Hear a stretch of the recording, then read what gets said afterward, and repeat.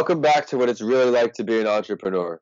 I'm Vincent Lancy, speaker and author of the book Left for Dead, A Story of Redemption. Want to know what it's really like to be an entrepreneur? Well, you came to the right place. Whether you're already an entrepreneur or looking to start your journey tomorrow, or just somebody who needs a little extra motivation to get through the day, this is the perfect podcast for you. This is the place where you will learn exactly what it's like in the world of entrepreneurship and hear real life, authentic stories of entrepreneurs grinding on each episode. My goal for this podcast is to help you realize that giving up is never an option. If you missed last week's episode, be sure to download it after you tune in today. My guest on the show this week is a person who is always grinding and a true entrepreneur. We met through Instagram as I noticed her account, and it might be a good fit for this podcast series. She has an incredible story and an impressive portfolio that I can't wait for you all to learn about. So my guest for this episode today is Alexandria Bland. Hi, everyone. How are you? And Good. they can't talk back to me, but I'm talking to you, Vincent. How are you? I'm good. It's good to have you on. So why don't you share your story a little bit and then what you're working on today? All right, awesome. So, as you mentioned, my name is Alexandria Bland, but most people just call me Alex. I'm originally from Los Angeles, but I moved to Houston about 7 years ago because after I graduated from undergraduate school, I had a hard time finding work in my field. So I was working as a caseworker for a nonprofit. I knew that it wasn't my passion. And so I decided a change of scenery would be great. I applied for a job in Houston, and all within like 2, 3 months, I made the transition. So I honestly never saw myself as an entrepreneur, but I always valued, a steady paycheck, and I just thought Of entrepreneur course. would not get me that, right? But after working as a teacher and just going through corporate America, I realized that a lot of the things I want for myself would require me to be an entrepreneur. So I'm discovering a different side of myself. I'm now a realtor. A lot of my personal goals require me to like sell things on my own and promote myself in ways that I never thought I would do. So not only am I a realtor, I work full time in healthcare communications, and I'm also a writer. So I published 2 books. So Yeah, that's grinding. What are your books called? So my first book is titled What Teaching Taught Me, which I wrote after I was teaching for about 4 years. And it's kind of self-explanatory, a book of lessons that teaching taught me. And my second I recently released, it's titled I Wrote This Book to Pay My Student Loans. Also a pretty self-explanatory title, but it's a book of essays about numerous topics that pretty much everyone can relate to. Awesome. Thanks for sharing. So, Alexandria, I share an entrepreneurial story each week that is sure to inspire our listeners. This article I came across to Marie Claire discussed three great entrepreneurial stories and is called I Went from Flat Broke to CEO. The inspiring story I will discuss right now is on the hustler Elle Kaplan.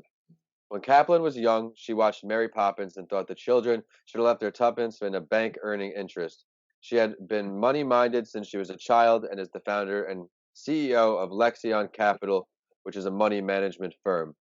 When she was in college, her father went into a non responsive coma. As this occurred, she recounts her mother crying over the kitchen table, wondering what is she going to do because she didn't even know where anything was. Elle wanted to do her best to help, so she started reading everything there is to read on investing and money management.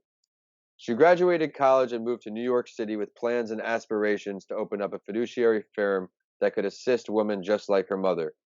Women who are brilliant but doesn't nearly know a thing about this space. She saved up 200 bucks and crashed on a friend's floor in Westchester, took the train to New York City, and began her story. She quickly learned that although she'd been averaging an A in chemistry and in English, headhunters were not really impressed with her as a candidate because she had no internships or finance background. So she got hired by this financial services group, the Beacon Group, as an analyst, eating 3 meals per day there, spending all nighters, just grinding. She was terrified of all of her colleagues because they all went to Princeton, but that didn't make her give up. The Beacon Group was acquired by JP Morgan, where she started earning her MBA at Columbia, working full time and going to school. She soon quit, started Levion Ione in October 2010, and now manages over $100 million. So, Alexandria, have you ever heard of her before? That story? I have not, but she is amazing, and that's like life goals right there. Right? And I Yeah. really think that yeah, it's a testament to like believing in yourself, setting a goal, and not letting anything hold you back, and making sacrifices to get where you need to be. So Love it. So now we're gonna get into the big five. Each week, my guest and I go over these five questions to help our listeners learn what it's really like to be an entrepreneur. When did you realize exactly, you touched a little bit, when you weren't happy with what you were doing or that you simply just needed some sort of a change? So when I was a middle school teacher for 4 years, my third and fourth year were awful, right? Like I loved my students very much. I think those are like some of my favorite groups of students, but just like the little things I had to do with the job, I just knew that it wasn't the place I needed to be. I felt like waking up to go to work was like it was I was punishing myself, right? Yeah, I know the And feeling. um, yeah, like it's really hard. I can't even explain it. But I ended up being late a lot, and it wasn't like I had my classes waiting for me, but like I wasn't on time for the bell. It was just like just not where I wanted to be, and I just wasn't happy.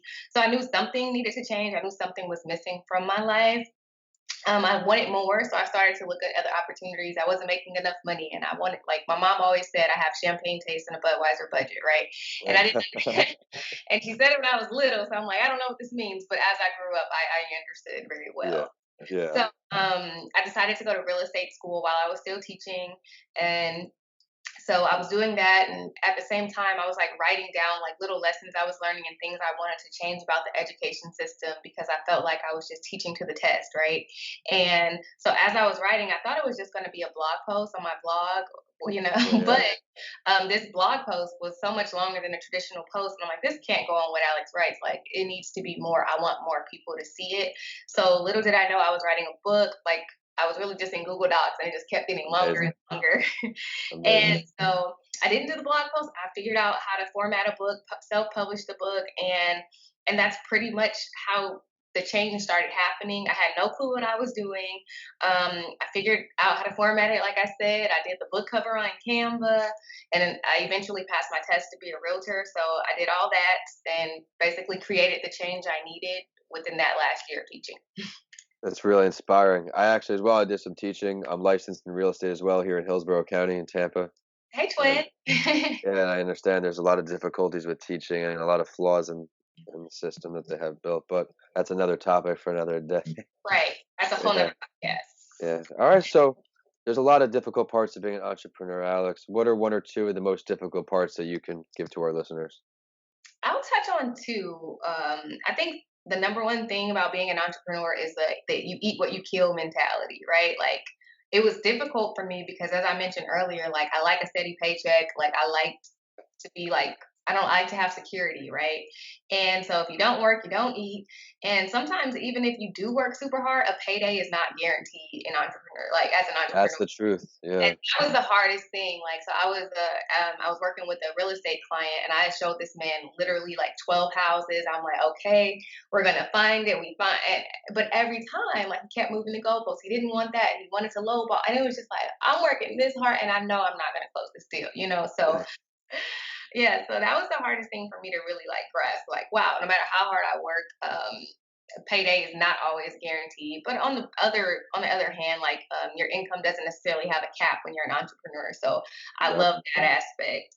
And the other thing I find difficult is just consistency. Like typically when you work for someone else, you're like, okay, I'm gonna go do my hours, I work, I'll be here tomorrow, and I know it. But like I have to like consistently, whether it be promoting my real estate business, promoting my books or whatever, I don't even like social media that much, but I have to consistently be on it if I want to grow my business. So I struggle with that. I struggle with balancing like when the market and and how to do all my work. So one week I might be focused on real estate, the other week I might be focused on writing. And I really do want to have like a consistent balance so that I can reach my goals for 2020 and beyond. I love it. Yeah, social media, the world's just kind of evolving, and social media is a part of it. I don't have the personal account, but for the business, I have to be on it a lot, like you said, building the account and putting content out, and then Instagram through the curveball with like, the followers and I mean the likes on the pictures. So now I'm just trying to put out content that will engage with people and they'll start talking. I try to think what can I get people to start talking about and Right. good value in my posts. Right, and you really want to foster those relationships with your audience. So whether they're buying from you or not, you do want to just represent good business, or depending on whatever your business is. So like I have to be consistent in doing that because currently I've been struggling. Like I'll post maybe once or twice a month, and yeah. that doesn't really get you the result you want. So that's the hardest part about being an entrepreneur, being consistent on social media and just in general.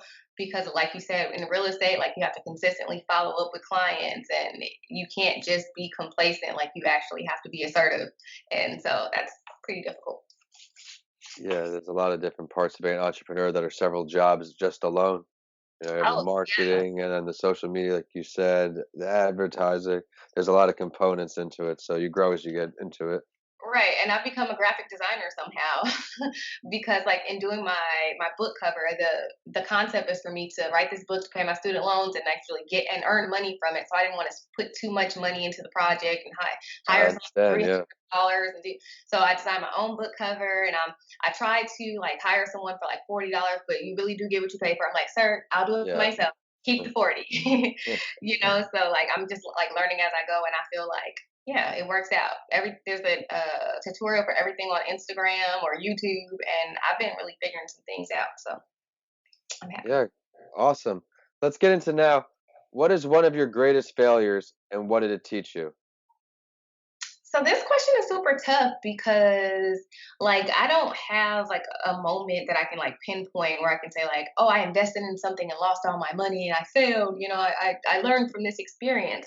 But I would say that the release of my current book or my latest book is what I deemed as failure earlier this year because I originally wanted to release it by June and my birthday's in June, so I thought it would be like a real celebratory month. Like, guys, all I want for my birthday is for you to buy my book, and I thought it would just be super duper cute.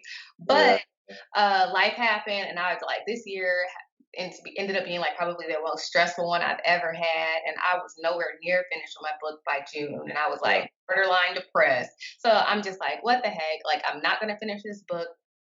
Um, yeah, so my personal life kind of like took over my business, so to speak, and yeah, yeah, yeah. I prioritize that over this writing. And so I didn't even know if I would release it at all, let alone in this year. But I decided to kind of like realign, refocus, and change my deadline to Christmas of this year. And thank goodness I got it done by Thanksgiving. So I was able to do like a little Black Friday launch type of thing. Well, Uh, congratulations. Thank you. And yeah, so I think that failure for me is just like a delayed version of success. I don't think that I failed at one particular point because at the end of the day, like if I made a mistake, I always end up improving and learning from it.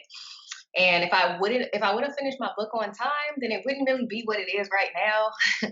Love And it, love it, love it. Yeah. there were like a whole lot of like last minute stories that I remember to share. So, prime example, one of my friends he read my book already, and I share a story about how my crush in like I was like in elementary school at camp, and how he body slammed me, and What? it's a long story, but I shared like basically how I played myself because I was trying to flirt with him by pouring a drop of lemonade in his hair. It was just not cute. It was just all bad. I didn't know what I was doing, but like just how funny, and he really resonated. That story resonated with him, and had I not, written it at the last minute, he would have never read it, and blah blah. So yeah, like I feel like I'm failing when I put stuff that I can't control above what I'm working on. So I just kind Easier, of easier said than done, though. You're right. Oh yeah, it is. It's definitely difficult to like not stress about the small stuff, but like I'm really getting so much better at it. Like I cannot control what other people do. I can only control how I react. And in life there are gonna be ups and downs. So I just figured, hey, whatevs. Just try to speak it into existence, and eventually, that's what it is. Right. So yeah, I feel like you may fail, but if you get back up Oh, again. it's just a lesson learned. I don't look at it as failures anymore. Nothing like that. It's just lesson learned. Next time I do something differently, maybe to improve, make myself better. But Alex, Absolutely. if you could have one conversation with any entrepreneur ever, dead or alive, who would it be? Why? And what are you talking about? Oh my goodness. I hate to sound cliche, but I'm going to go ahead and say that I really want to talk to my auntie Oprah Winfrey because I love her with all my heart. I want to go to her house. I want her to cook for me. Like, I stalk her. Like, she has a chef and all this good stuff. I want to have dinner and I want her to sew into me because I really admire how she's made herself a brand and helped so many others in the process, right? And she has like an entire television network. She's written books. She has a magazine and she provides opportunities for so many people who look like us, and she's not, I don't know, I can't even just explain how much I love her, right? But her Yeah. book club, and I really think she's mastered the art of doing what she loves to do and living without limits. So that's why I want to talk to Great her. way to put it. I actually did my entrepreneurial story like we did in the beginning today on Oprah, I believe my first or second episode, just because of how powerful she started at a local black radio station. She started moving up the ranks, getting noticed, and one thing leads to another. She's Oprah, Oprah Network, Oprah.com, everything. Right? She is So inspiring, everything. sir. So inspiring.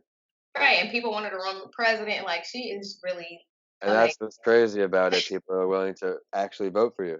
You would get votes, and Right. That's the whole problem with America, which is a whole nother that's podcast yes. topic Maybe because we'll have to revisit.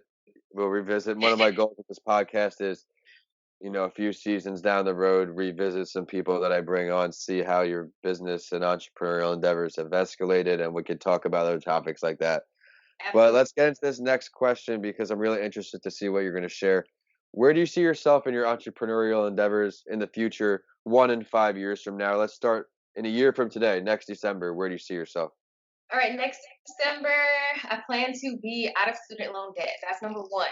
I'm able to, raise my 20K to get out of student loan debt because I've done a lot of spending and paying $1,000 a month and really trying to get out of student loan debt. I can't do that anymore. I need help, y'all. I hope my book, I hope it impacts hundreds, if not thousands, of people and inspires them to not only take their debt into their own hands, but their lives into their own hands and just do things that will make them and their families proud. And when my student loan debt is gone, I'll be able to pursue a career as a full time writer. So, yeah, I just need my monthly expenses to decrease so that I can really take that risk and make that career change. So, that's my 1 year plan. Now let's look big. 5. 5 years from now, whoa. Okay, so I will have for sure release several more writing projects, not just book versions, maybe a young adult book, definitely some scripts. I'd like to be known primarily as a writer, but I can definitely see my podcast, What Alex Says, being something that provides income for me as well. I do love talking to people. I also, this is like my for real goal, like side project type of thing. I want to get my nonprofit organization off the ground. It's called the Basis Loaded Foundation, and what the goal is to help high school juniors and seniors adapt to adulthood and get ready for life after high school. So that's pretty Sounds much what I awesome. want to do in 5 years. And right now I've been playing it safe, but I want to also like take more risk in 5 years and put myself in a position to really, level up. Well, I really love the ambition, and I can't wait to see what you accomplish next. Have you looked into Upwork? Have you ever heard of Upwork.com? Yes, and Fiverr. I think Fiverr is a little better than Upwork too. I'm not sure. I used Upwork for my book editor. He not the editor, the formatter for to fit the specs for Upwork and Ingram Spark and Amazon. Yeah, I was saying if you want to use your writing endeavors on there, list yourself as some freelance work. From what I understand, they do pretty well on there. Yeah, I've noticed that. But one thing I have noticed about myself is I am much more passionate about doing what I want to do as opposed to doing what others hire Well me to said. do. That's what the entrepreneurial spirit really is all about. So Ab- thank you so much, Alex. I know our listeners are definitely going to see the value in your story today. I really enjoyed how you shared those difficult parts, the detail you gave everybody. I appreciate that. And it's time for the last word, though, Alex. Is there something that you would like to share with our listeners that you didn't get to touch on today? I really just want to thank you for the opportunity and thank the listeners for tuning in. Oh, for And one sure. thing I really want to share is just like whoever is listening, I want you to believe in yourself and be bold because we really only live once and there's no telling like when our life will end. I keep seeing like people I went to high school with dying. I'm like, how? You know what I mean? So I Yeah. just really want us to be bold and live our lives to the best of our abilities. So that's pretty much all I want to leave. Connect with me, check out my blog, what Alex Yeah, I writes. was just gonna say, let's share your social media website or other ways, your blog. How can the people listening in follow you? All right, so I have a blog, whatalexwrites.com. Again, I designed it all by myself. So I really do want you to check it out and tell me what you think because I was a fake web designer. I was going to hire someone, but it just didn't happen. My Instagram is what Alex sees and my I have so many what Alex. My podcast is titled What Alex Says, and I'm also on Twitter at what Alex writes, but I don't tweet that much, but I would still love to connect and be your internet friend. Yeah, so at what Alex, and then it makes sense after that, whatever network it is. Thank you, Alex. That's awesome. Okay, guys, thank you for listening in today. Follow the show on your favorite morning podcast on Instagram and on Twitter at Podcast by Lancy. Of course, my handles are at Vincent Lancy on all social media and YouTube, and my website is vincentalancy.com. Make sure you grab my book, Left for Dead, A Story of Redemption, on Amazon now. DM me or email me. Let me know what you think. And if you enjoyed today's episode, please continue listening and rate What It's Really Like to Be an Entrepreneur 5 stars. I work really hard to find value delivering stories for you on each episode. And as always, I will follow the last word with a quote that inspired me, so I know it will for you too. Happiness is a butterfly, which when it's pursued is always just beyond your grasp, but which, if you will sit down quietly, may light upon you. If you missed last week's episode, be sure to download it after you finish tuning in today. And thanks for listening. I'll see you on the next episode of What It's Really Like to Be an Entrepreneur.